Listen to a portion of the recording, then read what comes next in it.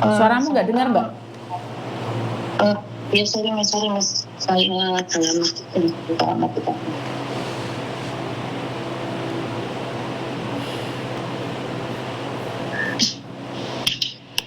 Halo Miss. Kenapa sih? Gini Miss, saya kan baru di sini di Singapura gitu kan. Jadi saya ke sini itu proses calling visa. Jadi saya sebelum ke sini itu saya kan kirim data ke beberapa agen gitu kan Miss. Yang maklum lah kita namanya cari kerja tentu kita kirim ke berbagai tempat gitu kan Miss. Jadi ada satu agen di Batam. Karena saya masih baru belum tahu apa-apa, jadi saya kira setelah saya masukin data nggak ada kabar beritanya, saya kira saya nggak masuk kriteria, saya nggak ada kabar berita dari yang lain itu. Jadi yang ada satu agen yang minta dokumen asli. Nah di situ saya yakin mereka pasti akan usahain majikan untuk saya karena saya udah benar-benar ngirimin dokumen asli ke situ. Dan ternyata beberapa minggu setelah itu saya dapat job dari agen yang lain. Jadi saya terima itu karena nama saya butuh kerja kan. Jadi saya cancel itu, katanya nanti setelah 3 bulan baru dokumen dikembalikan dari perjanjian awal gitu kan. Setelah saya cancel dan sekarang sudah 3 bulan lebih. Jadi pas saya minta baik-baik itu mereka bilang saya main-main gitu Miss, saya main-main terus dia bilang dia rugi 250 juta, ini yang dari sponsornya, dia rugi $250 kan. Kamu pikir kamu pikir cari majikan itu nggak pakai uang katanya gitu kan. Aku rugi besar tahu katanya gitu. Jadi saya di situ saya ketawa aja. Sekarang saya udah di sini, saya udah banyak belajar. Masukin orang itu bukan cari majikan itu bukan pakai uang, tapi dia itu nggak jadi dapat uang fee dari menjual saya gitu istilahnya Miss. Terus? Jadi sekarang saya kan udah kirim dokumen asli. Saya juga punya alamatnya di Batam gitu. Yang agen sana itu nama si ibu itu gitu kan.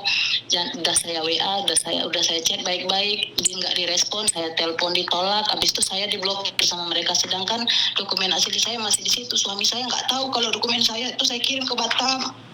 Jadi saya takut nanti dipertanyakan sama suami, saya ribut gitu loh Miss. Posisimu sekarang ada di mana? Sekarang saya di Singapura, agennya ada di Batam, sponsornya ada di Singapura.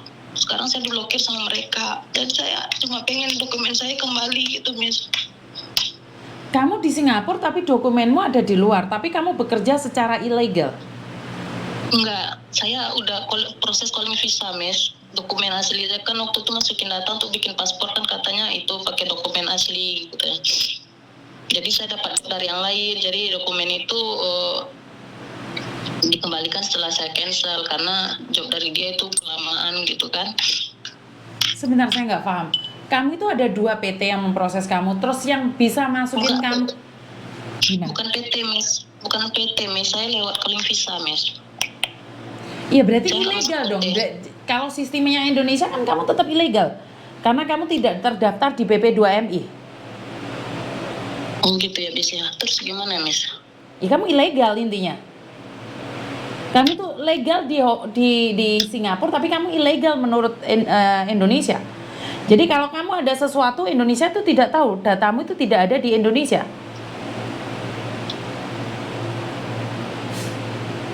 Kamu itu ilegal. Seandainya nih kamu kecelakaan atau kamu tidak digaji, kamu nuntutnya kemana? Kayak sekarang ini dokumenmu dipegang orang, kamu bisa nuntut kemana?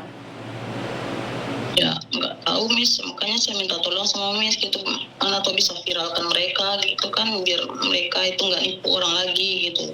Bukan masalah viral enggaknya, lah kamu ada di Singapura kok dokumen di Batam, itu seperti apa atau bagaimana ceritanya?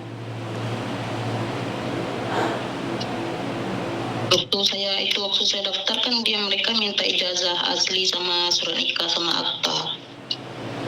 Oh intinya adalah dokumen itu adalah kayak akte surat nikah itu kan? Iya. Oh tapi bukan paspormu kan? Oke, ya udah kamu konfront dengan PT-nya itu. Kita coba bicara. Enggak PT Miss, orang agensinya yang agen yang di Batam itu, tapi saya udah diblokir mereka Miss. Enggak direspon sama sekali, padahal saya minta baik-baik gitu. Karena mereka nggak jadi dapat uang dari istilahnya ngejual Yang saya. masporin, Gitu. yang masporin kamu siapa? Apa Miss? Yang masporin kamu siapa? Oh, agent lain lagi, karena saya kan setelah dapat majikan baru proses bikin paspor. Jadi agent saya sekarang yang bikin paspor kemarin itu. Jadi kan karena saya cancel dari dia, jadi kan mereka nggak jadi dapat uang dari itu karena saya nggak masuk ke dia gitu. Ya intinya adalah kalau kayak gini kamu harus jujur dong sama suamimu.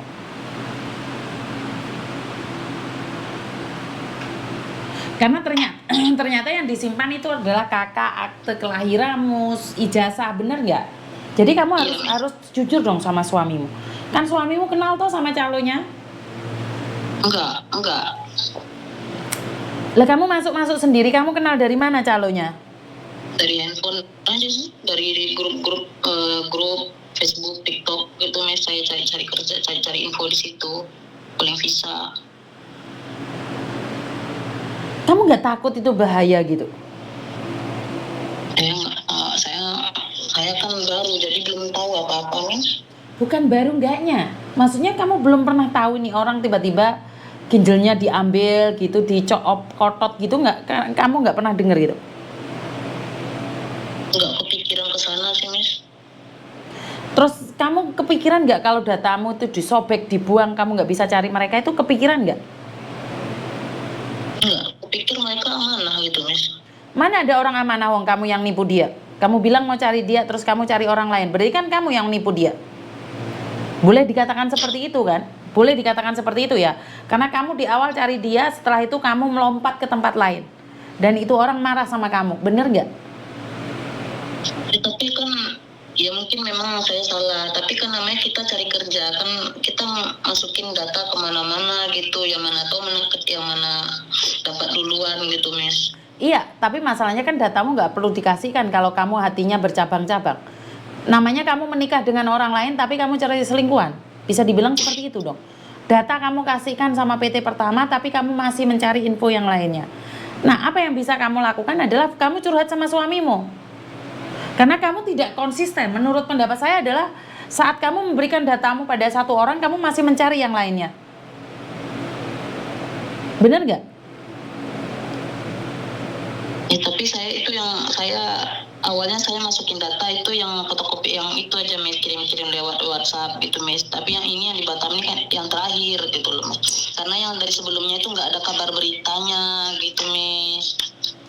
Lah iya, kamu harus curhat dong sama suamimu sayang. Bener nggak? Kamu harus cerita dong sama suami. Karena kamu cari PT aja nggak jelas. Itu bukan PT kamu bilang. Kamu bilang sponsor atau calo. Sponsor atau calo kan boleh ngilang. Bener nggak? Karena mereka tidak terdaftar. Kalau saya laporkan sama polisi, saya diketawain. Bener nggak? Kalau saya lapor sama BP2MI, mereka akan nanya, loh dia nyerahin sendiri kok, dia yang lari kok. Terus gimana kita? Ya kamu harus cerita sama suamimu kalau dalam hal ini.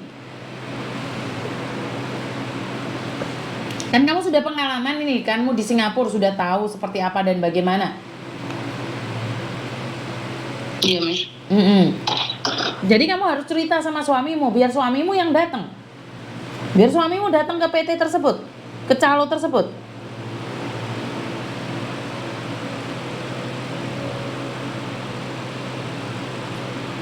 Dengar nggak? Dengar Miss. Kamu hubungi suamimu dulu, kamu harus curhat dulu sama suamimu. Karena kalau saya yang bertindak, itu urusannya polisi sama yang lainnya. Tapi kan saya tidak boleh dong memakai red carpet seenaknya sendiri. Padahal ini adalah kesalahanmu, kamu sendiri yang pelin-pelan, nggak konsisten. Kamu mencabang-cabang. Ya saya nggak mau didamprat orang.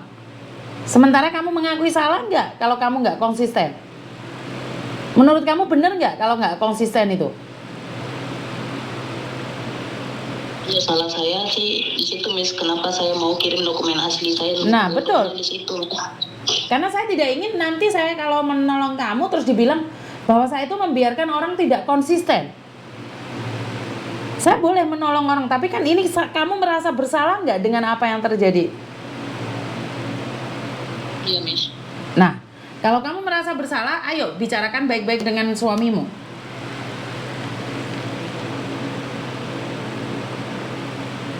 Iya kan? Soalnya yang enak kamu dong. Kamu sudah kerja dari orang lain terus getahnya ke saya. Karena saya tiba-tiba damprat orang. Sementara suamimu cuci tangan aja, enak aja dia tinggal terima gajinya. Saya yang damprat satu Batam nanti. Selesaikan dulu dengan keluargamu. Ya nggak mungkin dong Miss Yuni jadi pahlawan kesiangan, woi ontrang-ontrang ke Batam, maki-maki orang semakin menggeliat, saya hajar kamu PT-PT itu. Enggak, saya nggak boleh kayak gitu. Makanya saya nanya, kamu merasa bersalah nggak dengan tindak kamu? Iya, saya salah, Mas. Karena itu. Jadi kalau tiba-tiba sesuatu itu gratis di Indonesia, kencing aja 2.000. Ya nggak kayak gitu konsepnya. Bener nggak? Nggak boleh. Kalau hari ini kamu memperalat orang lain, suatu saat orang akan memperalat kamu juga. Tanggung jawab dong. Belajar tanggung jawab. Lapor sama suamimu dulu. Nggak boleh. Kamu yang memetik buahnya enak dapat gaji di Singapura, berarti saya melegalkan yang ilegal dong. Nggak boleh, ini konsepnya salah.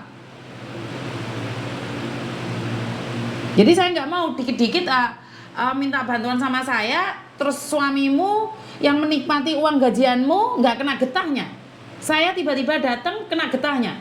Biar itu sebuah konsekuensi. Setiap tindakan itu punya efek samping. Paham nggak? Paham, Miss. Hubungi suamimu dulu. Ada yang lain lagi? Enggak, Miss. Alah, hubungi suamimu dulu. Oke, Miss. Terima kasih, Miss. Sekali lagi, karena saya tidak ingin ada informasi yang saya makan mentah-mentah ya. Saya tidak ingin karena menjadi pahlawan untuk orang yang minta bantuan, tapi saya tidak tahu duduk permasalahannya dan saya tidak tahu peraturan yang ada. Nggak boleh dong. Tiba-tiba saya teriak-teriak, PT ini yang menggeliat-geliat akan saya tendang. Ini tabu genderang perang. Nggak kayak gitu konsepnya. Nggak kayak gitu konsepnya. Jadi saya akan menanyakan dengan jelas karena saya tidak ingin ikut campur masalah negara orang lain. Kita nggak tahu apa yang terjadi di luar sana.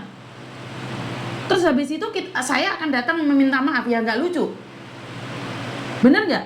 Nggak lucu banget kalau tiba-tiba saya tidak tahu peraturan sebuah negara, saya teriak-teriak dan akhirnya lucu.